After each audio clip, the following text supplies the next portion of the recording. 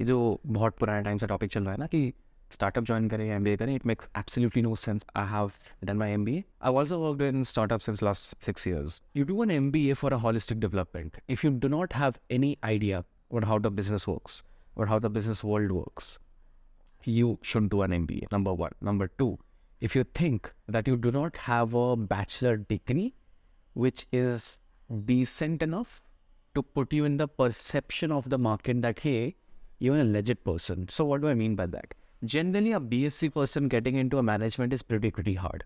BTech person slightly easy. MBA still pretty nuanced on that front. So if you are coming from these kind of backgrounds in bachelors, you should do an MBA only for maintaining the perception. And I'm not talking about which kind of MBA you should do. You should do a tier 1, tier 2. Obviously, if you get an IIM, why should you leave?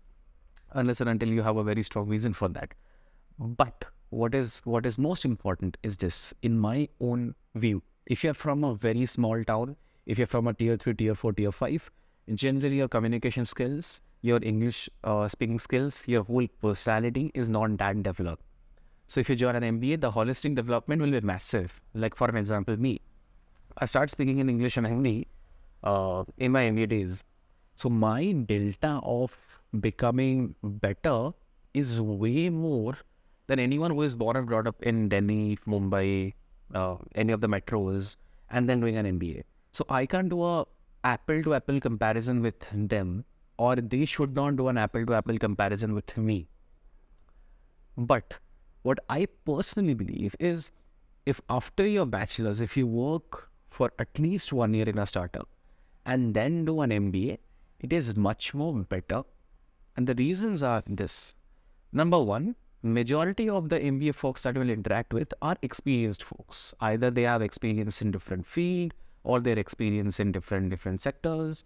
So when they are talking to you, you will not sound immature if you are directly just a pass out. Number two, your perception of the world will be even larger to ask good questions in college and make most out of it. Number three, you will have a certain bit of understanding which majors to choose in your MBA. If you have worked 1 year in a startup, what happens if you work 1 year in a startup? You're exposed to one of the functions. So you know what is in operations, what happens in tech, what happens in product, what happens in marketing. And some decisions in the MBAs will pretty high. Now, also MBA works as a security deposit in India at least. Now, what do I mean by security deposit? It primarily means that only the startups, unfortunately, are the area where they're okay in you not having an MBA in your entry level career. But slowly, when you keep on progressing towards the upper ladder, unfortunately, the world demands people from tier 1 MBA. You check out any job description of associate director, associate vice presidents of any good startup. The job description says that tier 1 MBA college is mandatory. So hence I said that it works as a security deposit, that if you invest in an MBA right now, the money that you will pay versus the MBA that you will do after, let's say, 6 years of your career, the money that you'll pay will be massively high. And hence, currently this will work as a security deposit. At any time, you will not have a fear that, hey, if tomorrow I run my startup, I cannot go back to job. Because you will be always in that, hey, I have an MBA. So someone or the other will at least take me. So these are a lot of benefits around MBA, and hence it should not be directly comparable. What generally I believe that if you come with an MBA and you work in a startup, that's a killer combination. That's genuinely my take. And even if you work with a startup, do an MBA and again come back in a startup, killer combination. I do not think it should be purely ROI focused.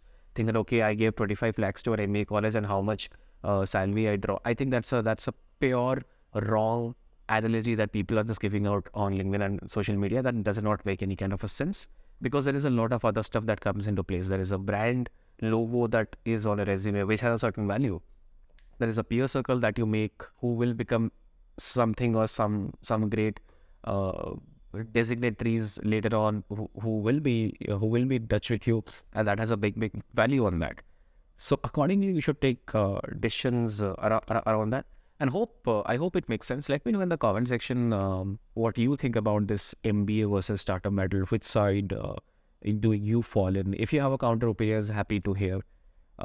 Subscribe to this channel to get more perspectives about startups, job, and if you are more curious, this is the right channel you should be subscribing.